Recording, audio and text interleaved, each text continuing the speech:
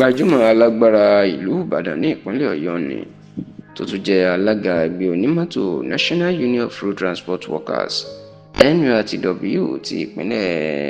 Ọ̀yọ́ ìyún Alhaji Abideen Ọlájídé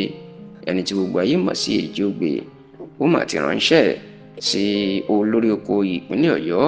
tó jẹ́ gómìnà ìpínlẹ̀ Ọ̀yọ́ ìyún gómìnà Ṣèyí Mákindé tó sì jẹ́ kó di mímọ̀ wípé kí bàbá náà kó ṣe ọ̀rọ̀ rẹ̀ di ojú alákàfin sọ́rí kó sì má ṣe gba ààrẹ ẹgbẹ́ onímọ́tò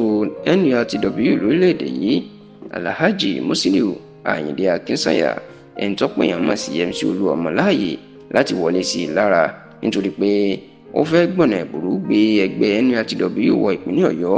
àti pé ó ti ń ṣe ìpàdé pẹ̀lú gbajúmọ̀ olóṣèlú kan tí kì í ṣe ti gómìnà Ṣèyí Mákindé. Bí ẹ kò bá gbàgbé, gómìnà Ṣèyí Mákindé ó ti fagilé ẹgbẹ́ onímọ́tò NURTW ní ìpínlẹ̀ Ọ̀yọ́ lọ́dún díẹ̀ sẹ́yìn. Bẹ́ẹ̀ ló jẹ́ pé ìgbìmọ̀ tí yóò máa ṣàkóso àwọn gáréèjì mọ́tò èèyàn Park Management Service ìní gómìnà Ṣèyí Mákindé ni ló dá sílẹ̀, èyí tí ó gba ìjẹ́lẹ́nu àwọn ọmọ ẹgbẹ́ NURTW tó sì jẹ́ pé látìgbà náà ni Alhaji Abideen Ọlájídé tí ó gbayé mọ̀ sí Èjìogbè ìní kò ti rí iṣẹ́ ṣe mọ́ tí wọ́n gbà sẹ́yìn nígbà tó ti fagilé ẹgbẹ́ onímọ́tò NURTW. ṣá o látìgbà tí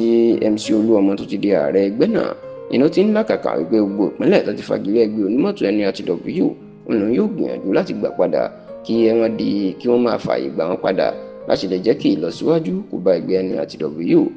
ṣá o nínú ìpàdé oníròyìn tó ṣe lọ́jọ́bọ̀ ìyẹn ọjọ́ tọ́ọ̀sì ọ̀sẹ̀ tí a wà nínú ẹ̀ yìí, Èjìogbè ó jẹ́ kó dé mọ̀ pé MC Olúọmọ àti ẹni tó jẹ́ akọ̀wé àgbà ẹgbẹ́ onímọ́tò NURTW lábẹ́ Comrade Káyọ̀dé Agbéyangí wọ́n ṣàbẹ̀wò sí ìpínlẹ̀ Ọ̀yọ́ lẹ́nu ọjọ́ mẹ́ta yìí. ó ní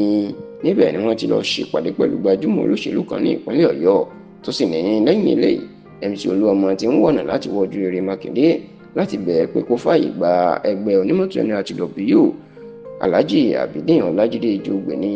ìwà àti ìgbésẹ̀ tí MC Olúọmọ ń wù yìí ó ló tako òfin. ó ní kí Ṣèyí Mákindé kó sì ṣọ́ra ẹ̀ fún un nítorí pé kò nífẹ̀ẹ́. kódà ó jẹ́ kó di mọ̀ pé